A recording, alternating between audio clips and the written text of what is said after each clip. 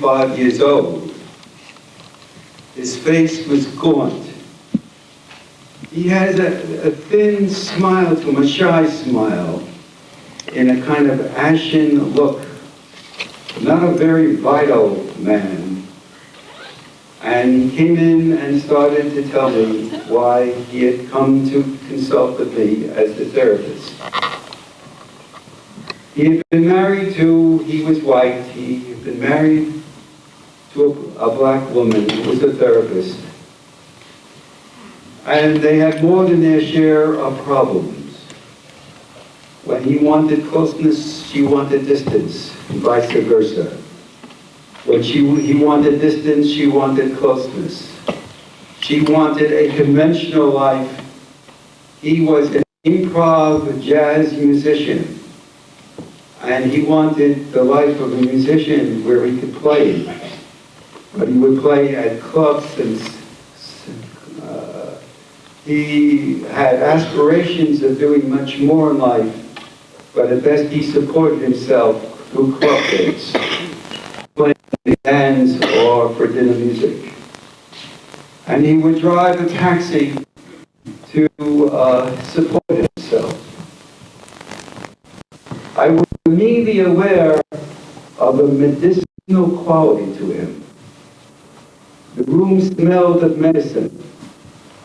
I soon found out that within the process of recovering from tuberculosis, and that this was 12 years ago, it was fairly rare in New York, but he had tuberculosis and was now in the process of recovery. And he started to tell me about his marriage, and also to express to me that he was not sure whether he wanted a straight life or maybe even to explore homosexuality.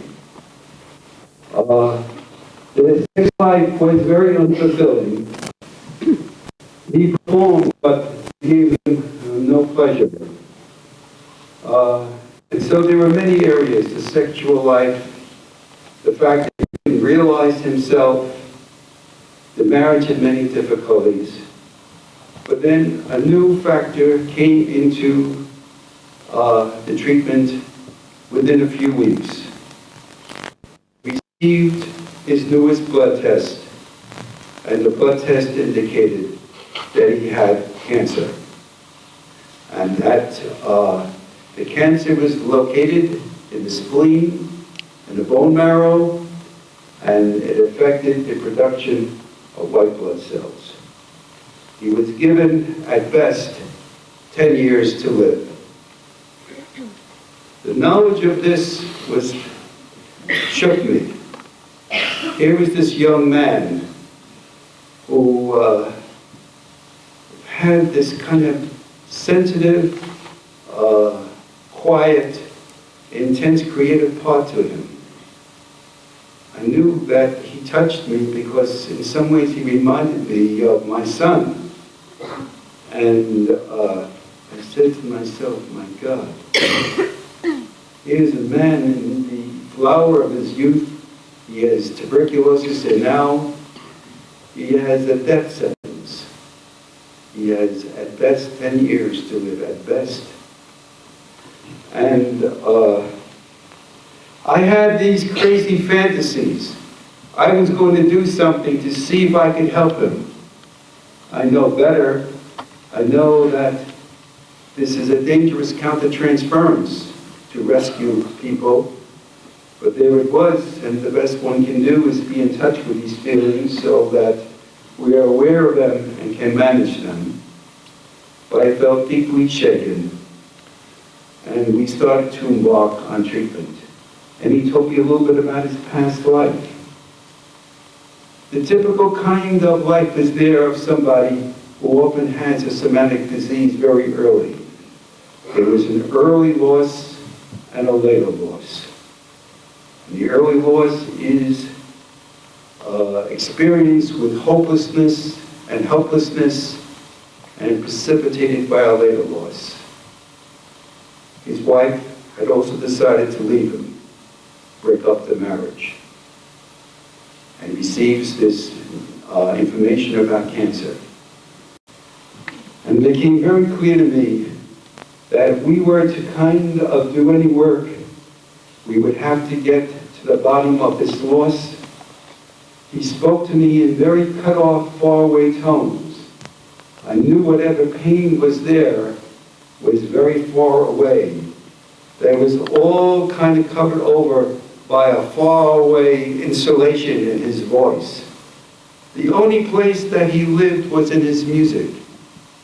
Although the people who have heard his music say that it's too morose. But it's the place that he has most life. What's morose? Morose is sad and heavy. But it was too sad and heavy for them. And it's but the only place that there was a piece of his life that was vital, that came in. And so, there we were, and I knew that if he started to talk about the experiences about his past and for a transference to develop, it would take years. And we did not have years. He did not have the money for intensive treatment. And so we were going to embark on expressive therapy. I asked him if he could see, if he could draw as many memories as he could of his mother. His mother, by the way, first encountered cancer. She died of breast cancer when he was 3. She died when he was 7. His father, a gray man who was distant, did very little holding or emotional connection to his pain. He remembers very little of his mother.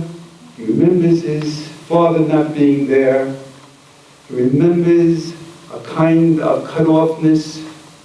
At 12, by the way, there was some homosexual encounter with his brother. And then at 15, again, an incident with his best friend. But all these memories were encased and far away. Whatever affects were there were inside of him. And I knew enough that if I were able to at least mobilize whatever healing part was inside of him, then that piece could be part of the treatment team. But first, this man had to decide whether he wanted to live or die. Of course he wanted to live, but there is one thing for a person to say they want to live, and it's quite another thing to say inside I want to live. The two can be very different. And we were very far away from that point where he can make a choice as to whether he wanted to live or to die, because he had not encountered what he would have to encounter inside of him to make that choice. And the reason why I decided to go into the art very quickly is that the art could be like going inside the image, even though I suspected that the images would be cut off from the affect state. But maybe we could do something about this. So I asked him to go home with a drawing pad because my sessions are limited, and so I often ask patients to do the artwork at home so we can work with it while we are in the session together. And he brings in the following set of artwork about his mother, trying to recapture the memories of his mother. And we start over here with this first yellow. This is his first picture that he draws of his mother. Now, as you see, there is that gentle smile of his, and it's almost like a womb-like expression very deep inside. The eyes have a kind of blank connection there. There is the red, there is the black, but it is embodied. And this is the first of a series of what he does. And we go from one, he brings in one after the other. This is the second. Now we go to, if you notice, he starts from the back, and he's trying to get the full body of the mother. And if you notice, there is a kind of powerful look to the mother. And we go on to the next picture. And he focuses another picture on the back, and the next picture. And he starts going to the front again. If you notice that there is a blank, empty, cut off look, the arms do not reach out, there is no eyes, no face, facial characteristics. We go on.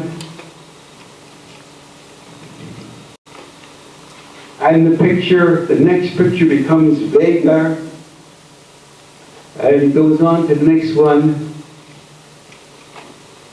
And it becomes almost like a sexual piece there, lacking any real connection to the full body. And next, there's only the belly button there on top. And then he starts getting into a mixture of different feelings, but they are not really have any kind of real shape or meaning to him. And he goes on to the final one.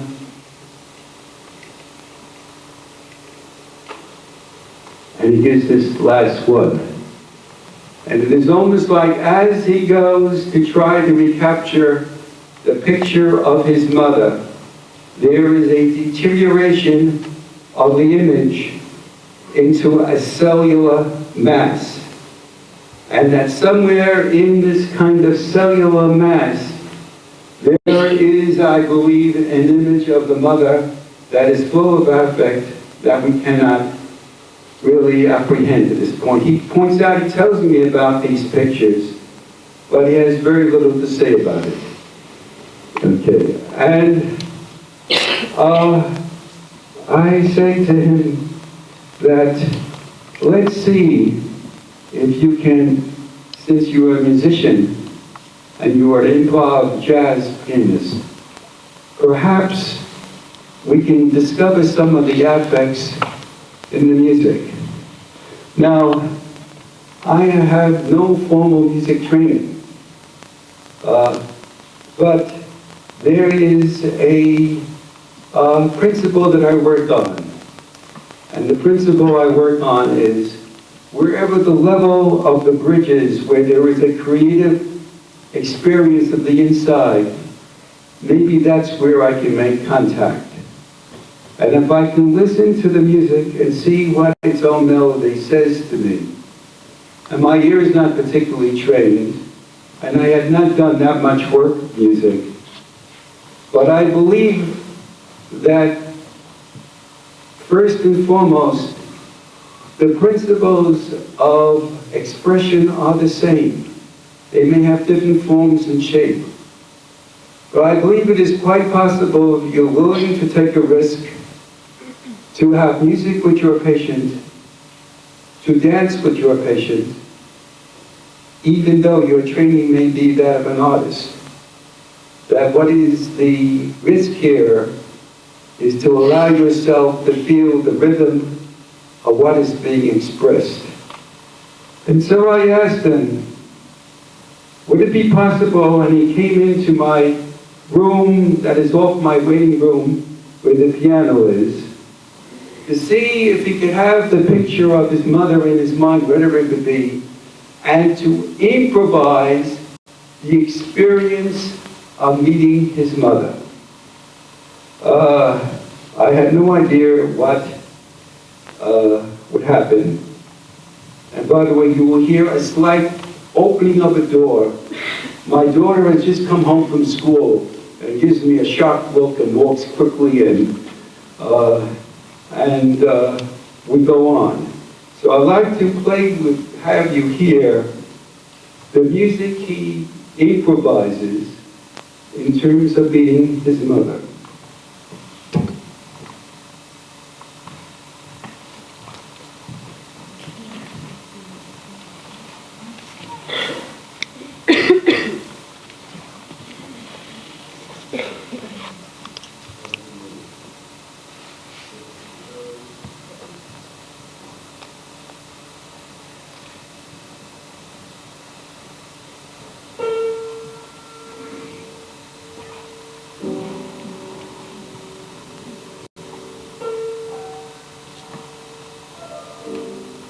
Now there is a particular high note that I want you to hear.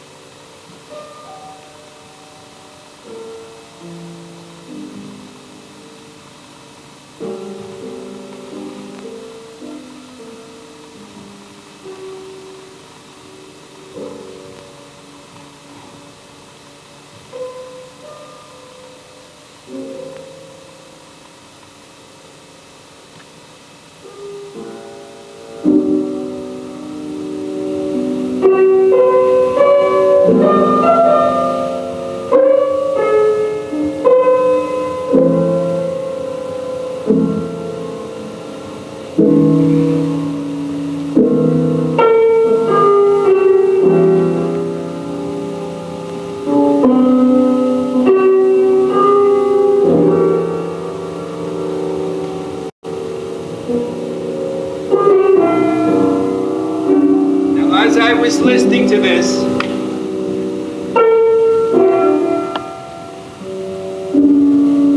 I was having trouble having a connection to deep inside. It seemed, hear that as he goes up, that touched me here, right over there. And I say to myself, there's something there in that note. I don't know. But then we go back to almost like cocktail music. It seems too easy, too nice, too pleasant. Like I was meeting somebody with cocktail music in the background.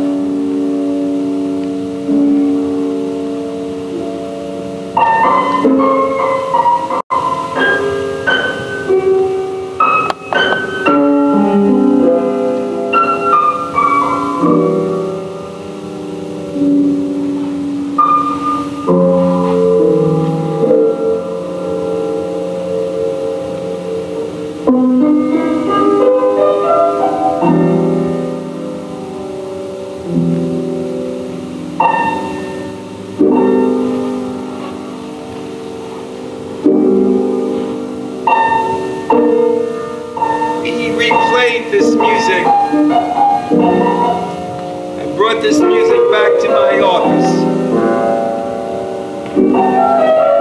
And I mentioned to him it sounded like dance music.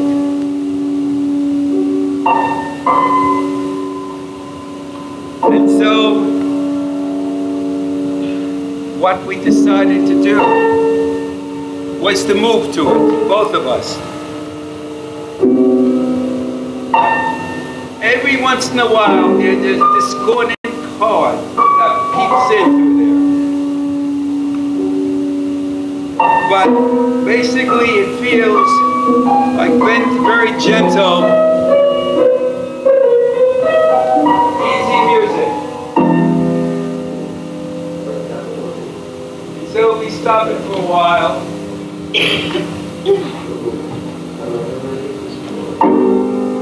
This is the chord I say.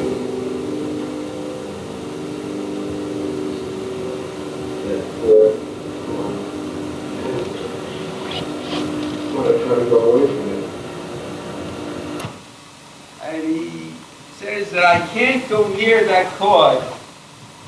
It is too much for me. Whatever it is, he can't integrate it into the music. So we move towards it, and it's a very intense, almost erotic experience, he and I. And this is near my break for the summer. He goes out after the session and for the first time in his adult life picks up a man and has sex with him. I am aware that this has something to do with he and myself. I ask myself, are we acting out something, he and I, of a kind of fusy state, he and I, of eroticism, and are we avoiding the pain of separateness and the pain of loss. Certainly, this is not going to happen so easily before my break. The next session before my break, he comes in late and says, well, look, you were coming late, so why can't I come a little late? And there's some irritation with me that I even challenge him. Well, we come back to this music after the break, after a summer break. And I say to him, you know, we have to go back to your music. Your music is an entree into something inside of you.